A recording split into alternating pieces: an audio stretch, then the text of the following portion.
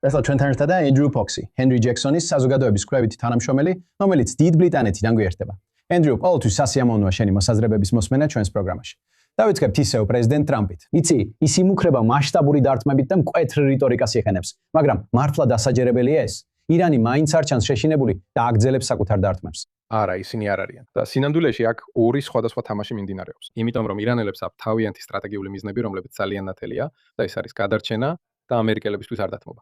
ასე რომ, როცა ეს დასრულდება, როცა არ უნდა დასრულდეს, მათ შეეძლებათ შეინარჩუნონ ნარატივი, რომ მათ დაუპირისპირდნენ შეერთებული შტატების ძლიერებას და წარმატებით გაუმკლავდნენ ამას.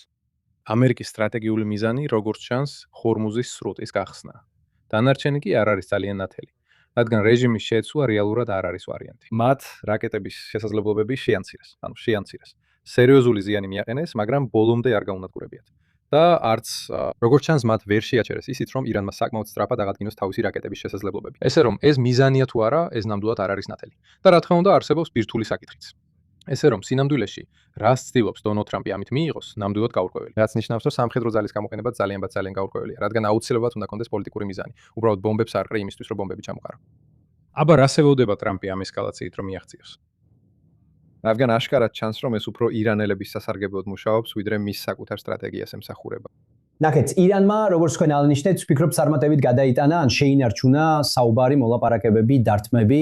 Მთელი ყურადღება ნამდვილად ჰორმუზზეა გადატანილი. საერთაშორისო გადაზიდვები. თითქმის არავინ საუბრობს, იცით, ამ საშინელ რეჟიმზე, რაკეტებზე, ბირთვულ საკითხებზე, რომლებიც ამ დისკუსიაში გვერდით თემადაც კი არ განიხილება. ეს უფრო რიტორიკას ეხება თუ ანუ როგორც თქვენ ამბობთ, მართლაც ძალიან შორს გადაუხვია იმ წერტილიდან, სადაც ახლა უნდა იყოს. კონფლიქტი უნდა გვახსოვდეს, რომ არმიაში ესეთი გამოთქმაა. There's all to jack თავისი სიტყვა. და ირანელებმა უკვე თქვეს თავისი სიტყვა. მათ დახურეს ჰორმუზის სრუტე და იმდენი რაკეტა და დრონი გაუშვეს, რომ სპარსეთის ყურის ქვეყნების ანტისარაკეტო სისტემები მუდმივად საჭირო იყოს. ამან ორი ათვლა მუშავა. პირველი ესეთი ათვლა მსოფლიო ეკონომიკა. ჰორმუზის სრუტის დახურვით ინფლაციური წნეხი შეიქმნება. ეს გამოიწვევს ნავთობის ფასების ზრდას და მსოფლიოს ყველა ადამიანი, სადაც არ უნდა იყოს, იგზნობს ფასების ზრდას. როგორც ბენზინგასამართ სადგურზე, ასევე სუპერმარკეტში. და ცხადია ეს ზეწოლას ახდენს ტრამპზე, რადგან ამერიკაში შუალედური არჩევნები მოდის და ბენზინის ფასები იზრდება. მეორე დროის მაჩვენებელი არის გადამჭერი რაკეტების მარაგები. მარაგები შეზღუდულია.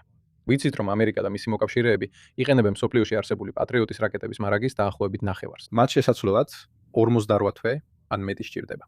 ასე რომ, ახალი მარაგი მალე არ იქნება. ეს ნიშნავს, რომ ყოველთვის იქნება კაცრი ზვარი იმაზე, რამდენ დარტყმას გაუძლებენ სპარსეთის ყურის ქვეყნები, მანამ სანამ გადამჭერი რაკეტები არ ამოეწურებათ. ეხლა ჯერ ამ ზვარს არ მიუღწევიათ, მაგრამ ეს მაინც დროის წნეხის მაჩვენებელია, რომელიც მუშაობს. ამიტომაც, დიახ, ვფიქრობ, რომ ყველას გვინდა რეჟიმის დასასრული ვიხილოთ. ყველას გვინდა დავრწმუნდეთ, რომ მათ აღარ ექნებათ რაკეტები, რომლითაც მტრებს ავნებენ. მაგრამ პრობლემა ისაა, როგორ შევაჩეროთ ისინი პრაქტიკულად, როცა ეს ორი დროის მაჩვენებელი მუშაობს. ტერმა უკვე გააკეთა არჩევანი და ეს ძალიან ეფექტურად გააკეთა. და ამან ტრამპზე უზარმაზარი ზეწოლა მოახდინა.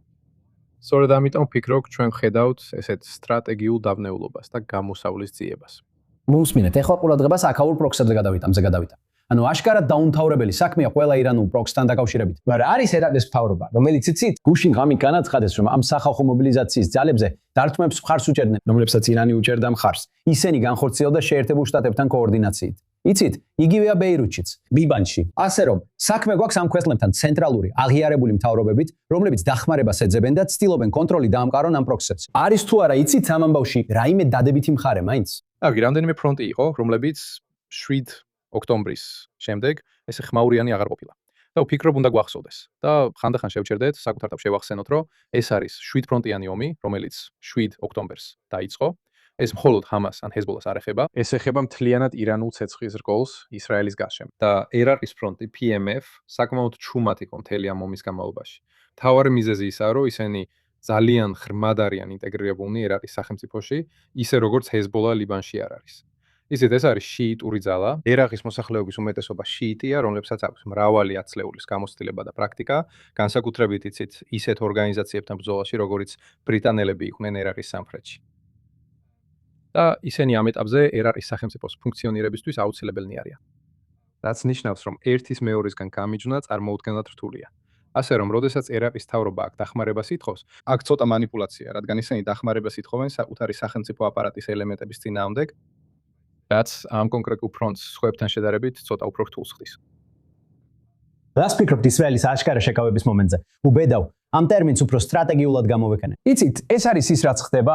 ან იცით, არ მინდა ისე გამოჩნდეთ, თითქოს ამას ვამბობ, მაგრამ ბევრი ამტკიცებს, რომ ირანს სტრატეგიულად აწყობს ახლა ისრაელზე თავდასხმა, რათა ჩვენ ისევ ჩაგვთოს ბრძოლაში. რას ფიქრობთ ისრაელის ამჟამინდელ პოზიციაზე? როგორც არ უნდა იყოს უცნაური და სიურრეალისტური, რომ აქ მშვიდად ვსხედავთ. დიახ, საინტერესო კითხვა არა. ვფიქრობ, აქ რამდენიმე ფაქტორი მოქმედებს. ადრე ვთქვი, რომ ირანის რაკეტების მარაგი შემცირდა. და ვფიქრობ, განსაკუთრებით ისრაელის საჰაერო ძალებმა ძალიან კარგად იმუშავეს ამ ომის განსაკუთრებით მაღალი ინტენსივობის პერიოდში, გრძელდისტანციური რაკეტების მარაგის შემცირებაში.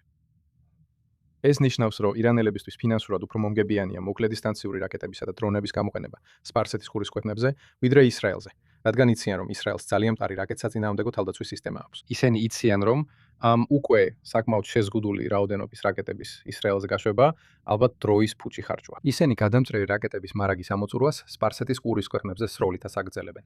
ასე რომ ირანელებისთვის ყველაფერი სტრატეგიულ ეფექტზეა დამოკიდებული. და რასაც ისინი ცდილობენ არის ის, რომ იმ გადამწრელი რაკეტების მარაგი ამოწურონ სპარსეთის ყურის ქვეყნები მუდმივად დაძაბულობაში ამყოფონ და აიძულონ ისინი ვაშინგტონზე ზეწოლა მოახდინონ, რომ შეთანხმება მოიძებნოს. და ეს ირანისთვის უკეთეს შედეგს მოიტანს, ვიდრე მაშინ თუ ისინი თელ-ავივზე ისვრიან, ვერ მოახერხებენ მიზანში მოხვედრას. ან ისევ გაანეიტრალებენ და შემდეგ ისევ გამოიწვევენ ისრაელის მხრიდან ძლიერ დაბომბვას, როგორც ტრამპი შეიძლება უადგიოდ თქვას. ასე რომ ეს არის ლოგიკა აქ. ისინი ირანის რეჟიმი გიჟები არიან. ისინი რელიგიური ექსტრემისტები არიან, მაგრამ ისინი ასევე წარმოუდგენლად რაციონალურად მოქმედებენ თავიანთი აზროვნების ჩარჩოში. ამიტომ ისინი იმუშავებენ სტრატეგიული მიზნის მისაღწევად, ზუსტად ისე, როგორც აქ მყოფი ნებისმიერი სხვა. და მე ვფიქრობ, რომ ისინი ამას საკმაოდ ჭკვიანურად აკეთებენ.